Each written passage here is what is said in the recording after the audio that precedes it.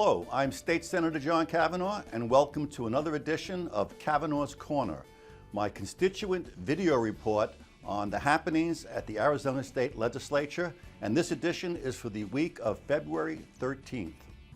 Well, the Election Committee passed out one of my bills, SB 1471, Ballot Tabulation Hand Count Comparison.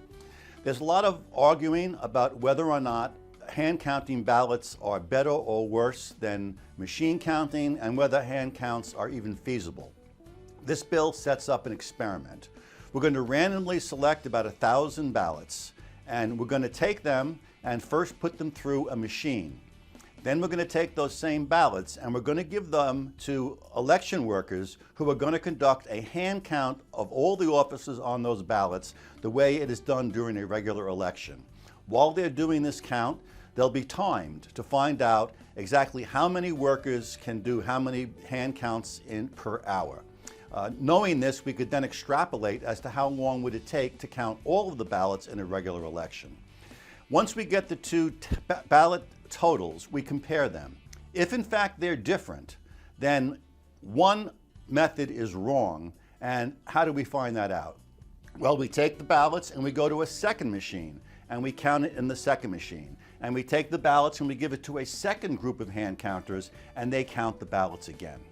If the machine counts are the same, then that would suggest that the machine is accurate. If the ballot counts are the same, that would suggest that the hand count is accurate. But if they're different, that would tell us which one has problems. In addition, because we've timed the rate that you can do hand counting of ballots, if that turns out to be accurate, we could then determine how long would it take in an actual election with 1 million or more ballots to actually get the results in. So hopefully we'll settle that issue about can it be done and is it accurate. I'm talking about hand counts with this process.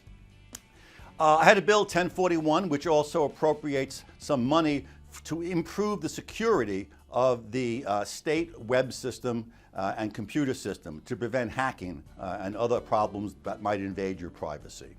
Moving on to the Government Committee. In that committee, I passed SB 1148, Law Enforcement Video Recording Fees. Police departments approached me.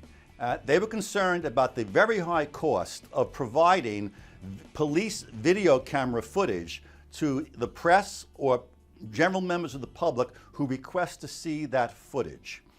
This is allowed under the public records law because that film is a public record. But the problem is that it's very expensive to process that footage. It's not just a matter of finding that police officer's footage for that period of time, making a copy and giving it to the person. That footage has to be reviewed by either lawyers or people trained in the law because there are certain things that have to be redacted or removed from the film before it's released to the public. Things like the images of children, the images of crime victims, data like Social Security numbers. So it takes a while to find them and then blur them out. So it can be quite expensive to do one of these videos. And if somebody asks for the video at a shooting or high profile situation, there may be 10 different officers there, so there's 10 different videos, making the cost even greater. Well, the taxpayer shouldn't be paying for this cost. The people who want the video should be paying. And this would allow police departments to be reimbursed for the costs, which is mostly the time of personnel to produce those videos. Let me make clear though, we're not talking about police video body camera footage that would go to a court as part of evidence. That would be subpoenaed and there would be no charge. This is when ordinary citizens or TV stations ask for the footage. They'll simply have to pay, rather than the taxpayers, the cost of getting that type of information. So moving on to the Education Committee, I had a bill go out of there, SB 1040, Public Schools Restrooms Reasonable Accommodations. This is a compromise bill. This is a bill which attempts to balance the legitimate modesty needs of students, K-12 students, with the right or ability of a transgender student, a student who has in their mind that they're a different gender than their biology, balance their needs for restrooms, showers, locker rooms, and even overnight accommodations on school trips. What my bill says is that you can only go into the restroom, locker room, shower in a school, or a room on a school trip with people who are of the same biological gender at birth as you are. And if a person cannot or will not do that, and we're talking about a transgendered person who doesn't want to do that, who insists on going to the biological opposite facility, then they couldn't do that under this law, but the school would be required to make a reasonable accommodation, which means provide them with a single user restroom, shower, or locker room, or take take the other facilities and make it available just to them for a certain time. Realistically, people are instinctively modest. It's historic, it's universal. It goes back to Adam and Eve hiding behind the bush after Eve ate the apple. A 14-year-old girl does not want to be in a school shower standing next to an 18-year-old biological male who thinks that he's a female.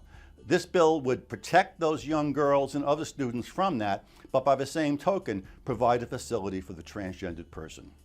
Moving on, let's go to the MAPS committee. I did an appropriation for the Crime Victim Notification Fund. This is the fund that notifies crime victims about the progress of their case.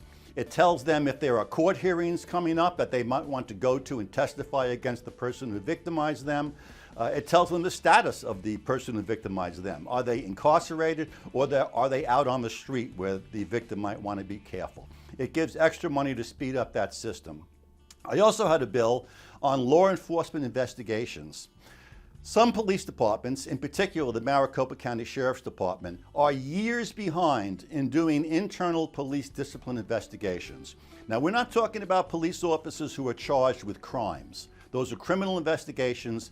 This bill doesn't deal with that. We're talking about police officers who are charged with violating departmental rules, or maybe being discourteous to somebody, non-criminal infractions. The Maricopa County Sheriff's Department, in some cases, are 5 years backlogged in completing the investigation. This is unfair to the police officer, who has a cloud of suspicion over their heads, which might stop a promotion, or if they wanted to transfer to a different department, might stop the other department from accepting them because of this open case. It's also not fair to people who press charges against police officers to have this case go on for years and years and years. Sometimes witnesses die or move away. This law basically says you have 1 year to do this, to clear up your 5-year backup. And hopefully the cases will be expedited quickly and there'll be justice done for all. I also had a bill on criminal justice data collection. We have an agency, the Arizona Criminal Justice Commission, which is charged with collecting data on all aspects of the criminal justice system concerning crimes and processing. They get data from the police, they get data from the prosecutors, from the courts, from the probation department, from prosecutors also. This tells us how well the system is functioning, how much crime, how long does it take for cases to go through, what are the characteristics of criminals. This bill will provide the money for them to properly organize and computerize this information so it can be dispensed to ordinary citizens and policymakers like myself when we're going to do legislation to change and hopefully improve the criminal justice system. Moving on to the Judiciary Committee. Today, my bill on sentencing enhancements for drug-free zones passed out. Right now we have drug-free zones around schools. This will expand the drug-free zones and include the area around drug rehabilitation centers and parks. And it only deals with drug dealing. So if somebody is dealing drugs near a recovery center, a detox center, where there are people who are trying to get off drugs, they don't need drug pushers outside selling, or if they do it in a park, there will be an enhanced penalty for that type of dealing.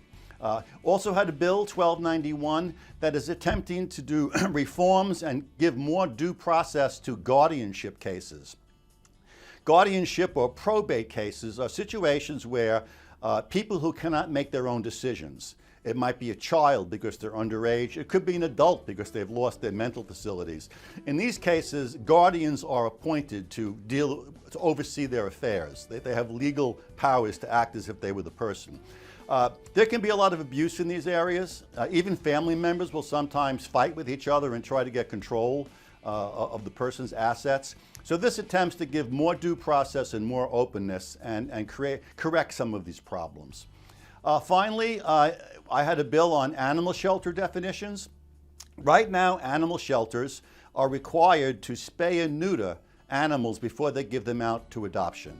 And we apply that right now to dog pounds. However, this will also expand that requirement to animal shelters, many of them nonprofits. My wife is on the board of Fearless Kitty, an organization that takes in stray cats and adopts them out. All responsible organizations spay and neuter the cats before they adopt them out, because we're trying to control the pet population so you don't have more strays that have to be taken in and brought to shelters. So this bill simply says that all of them have to do that, because there are a few small ones that aren't doing it but should do that. I did have a bill that was voted out on the floor, so it's going to be going over to the House for similar processing.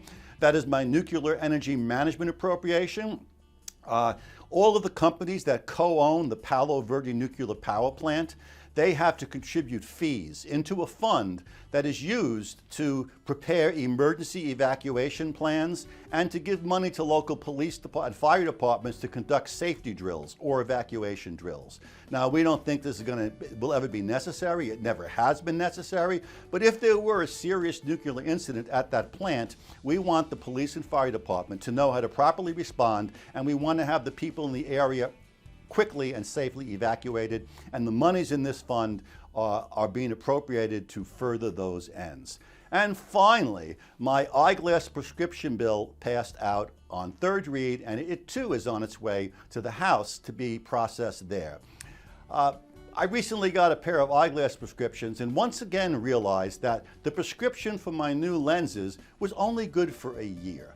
Well, you know, I've had eyeglasses most of my life, and I don't need my eyeglasses changed every year because my prescription doesn't change that much. So it's very frustrating to go into your optician or whoever makes your glasses and say, I want a new lens, I want a new frame, mine broke, and to be told that, well, you know, you can't get a new eyeglasses because your prescription is 13 months old.